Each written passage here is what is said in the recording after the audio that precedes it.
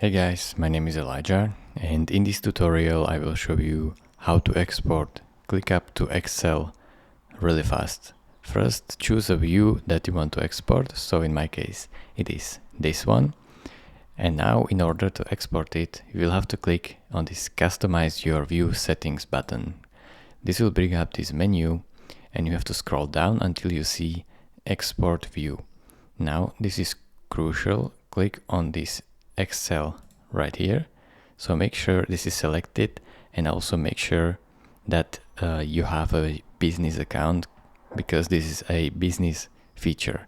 So otherwise it will not work. So this is just press the download button, and this is how simple it is if you have your business account.